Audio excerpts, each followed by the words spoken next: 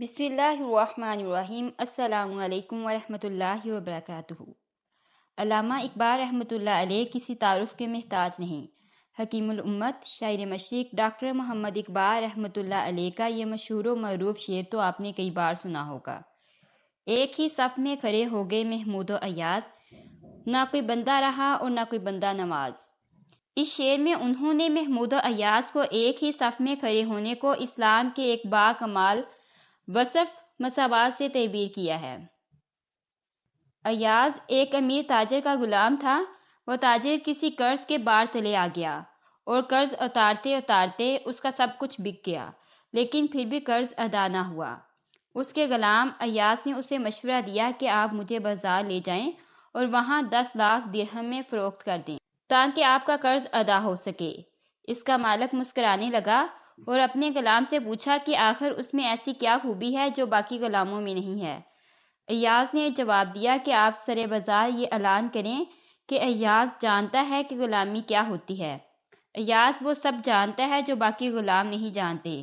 بہرحال وہ تاجر ایاز کے اصرار پر اسے بیچنے کے لیے بازار لے آیا۔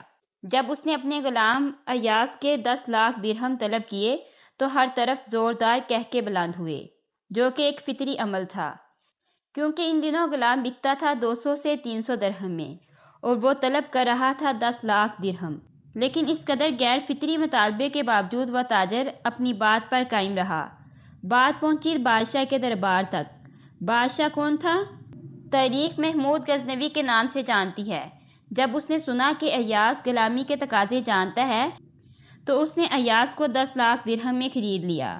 وقت گزرتا گیا اور ایاز محمود کے ہر امتحان میں پورا اترتا گیا۔ محمود غزنوی کے دل میں ایاز نے گھر کر لیا۔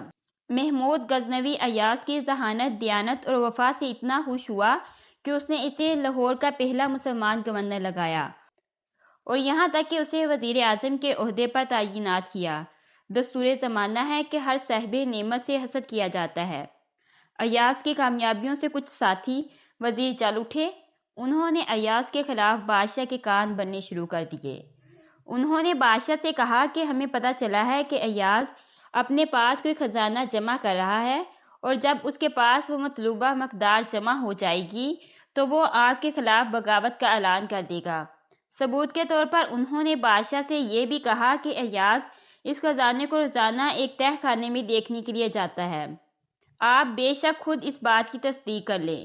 شک کا بیج زمین میں کاشت نہیں کیا جاتا بلکہ یہ ذہن میں بویا جاتا ہے، اور یہ ہفتوں یا مہینوں میں نہیں بلکہ لمحوں میں تناور یعنی مضبوط درخت بن جاتا ہے۔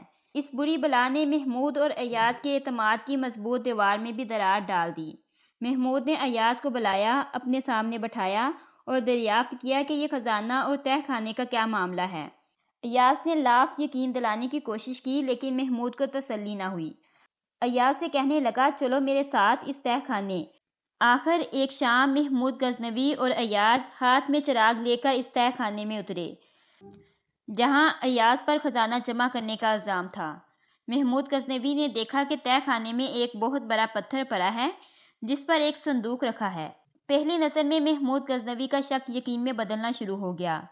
ایاز نے صندوق کو تالا لگا رکھا تھا، لیکن جب محمود کے کہنے پر ایاز نے صندوق کا تالا کھولا تو محمود غزنوی دہاڑے مار کر رونے لگا۔ اس صندوق میں کیا تھا؟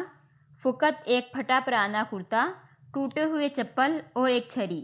ایاز نے محمود سے کہا بادشاہ سلامت تسلی سے دیکھ لیں، یہی ایاز کا خزانہ ہے۔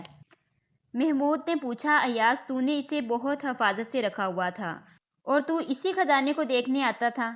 ایاز نے کہا عالم پناہ آج میں ایک اعلیٰ عہدے پر فائز ہوں، لیکن مجھے آج بھی نہیں بھولا کہ میں کبھی گڈریا تھا۔ اسی چھری سے بکریاں ہانکا کرتا تھا، یہی چپل پہنتا تھا اور یہی پھٹا پرانا کرتا زیب تن کرتا۔ اب روزانہ اپنے اس خزانے کو اس لیے دیکھنے آتا ہوں کہ کہیں اپنی اوقات نہ بھول بیٹھوں، کہیں انسانوں کو کیڑے مکوڑے سمجھ کر اپنے پیروں تلے روندنا شروع نہ کر دوں، کہیں کوئی غریب میرے غرور کے بنٹ نہ چڑھ جائے، کہیں تکبر کے نشے میں کسی بے کس کی جھونپڑی نہ چلا دوں، کہیں اپنے جاہ و جلال کا چراغ روشن رکھنے کے لیے مظلوموں کی زندگی کا دیا نہ بجھا دوں۔ بس میں روزانہ اپنے ضمیر کی زنجیر ہلاتا ہوں تاکہ مجھے اپنی اوقات یاد رہے۔ اسی امید کے ساتھ اجازت دیجیے کہ آپ کو ہماری ویڈیو پسند آئی ہوگی۔ بہت جلد ملتے ہیں ایک نئی منفرد معلوماتی اور تحقیقی ویڈیو کے ساتھ۔ تب تک کے لیے اللہ حافظ۔